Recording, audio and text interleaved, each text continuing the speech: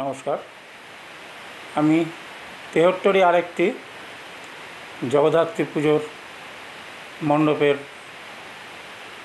আপনাদের মণ্ডপ সজ্জা, মণ্ডপের পরিচর্যা এবং মণ্ডপের যে সাইডে লাইটের সৌন্দর্য সেগুলোকে তুলে ধরার চেষ্টা করছি।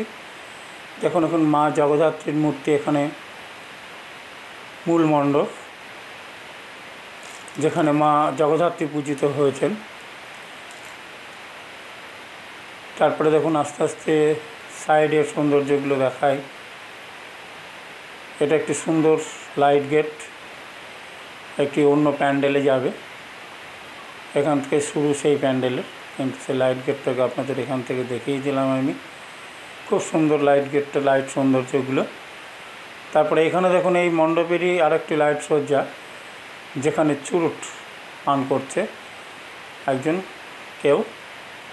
দেখুন ঘুরে ঘুরে মাথায় টুপি এবং উনি ঘুরে ঘুরে দেখছেন। এটা কিন্তু সম্পূর্ণ লাইট সজ্জার মাধ্যমে এখানে দেখানো হয়েছে, খুব সুন্দর। তারপরে এখানে দেখুন আমাদের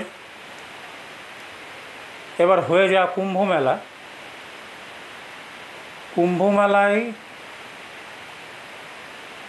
পটভূমিকা এখানে করা হয়েছে। এটা আরাধ্যা মা প্যান্ডেলের আর কি সৌন্দর্য। সেই সৌন্দর্যটাই আপনাদের আমি তুলে ধরছি। দেখুন এখানে সামনে ঢুকেই দেখছি একটু বিভিন্ন রকম কাঁটা গাছ বা কাঁটা রাখা আছে। তার উপরে শুয়ে আছে একজন সন্ন্যাসী, এনার নাম হচ্ছে কণ্টক বাবা বা কণ্টক বাবা, কাঁটার উপর শুয়ে আছে। তারপরে আস্তে আস্তে এই রকম প্রতিটা প্যান্ডেল করে, যেমন এখানে একটি মূর্তি করা হয়েছে, বৃষ্টির জন্য তাকে ঢেকে রাখা হয়েছে, বৃষ্টি হয়েছে এই জন্য উনি একটি বৃষ্টিতে ঢাকা আছে যাতে মূর্তিটি নষ্ট না হয়ে যায়।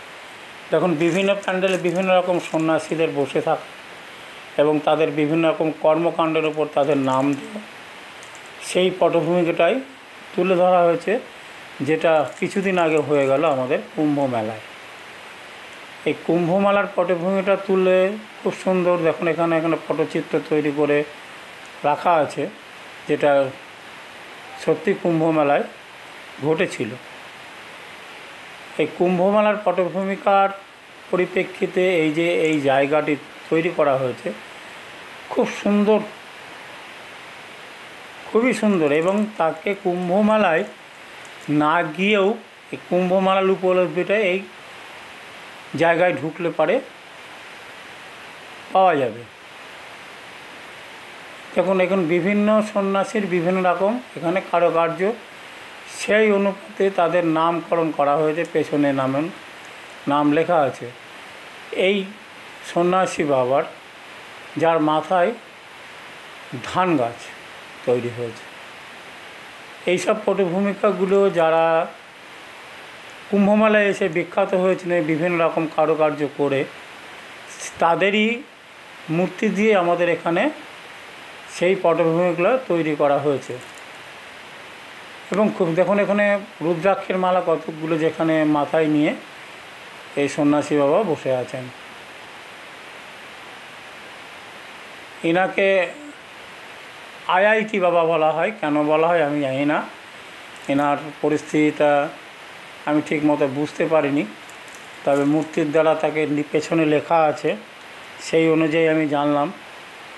ইনি একজন সন্ন্যাসী যিনি হাত তুলে ওপরে বসে আছেন। এইসব বিভিন্ন রকম কারুকার্যের মূর্তি দিয়েই এই জায়গাটিকে খুব সুন্দরভাবে সাজানো হয়েছে। এই প্যান্ডেলের নাম পরেও আমি একটি ছোট্ট প্যান্ডেলের ঠাকুর আমি দেখাবো, যেখানে খুব সুন্দর মায়ের মূর্তি ঢাকেশ্বরী সাজে প্রতিমা, খুব সুন্দর শোলা দিয়ে কাজ। তা আমি ছোট্ট করে ভিডিও করে জগদ্ধাত্রী পুজোর যতটুকু পেরেছি ততটুকু আপনাদের সামনে তুলে ধরব, পুরো তেহট্টর জগদ্ধাত্রী পুজোর অনুষ্ঠানের ঘটনা।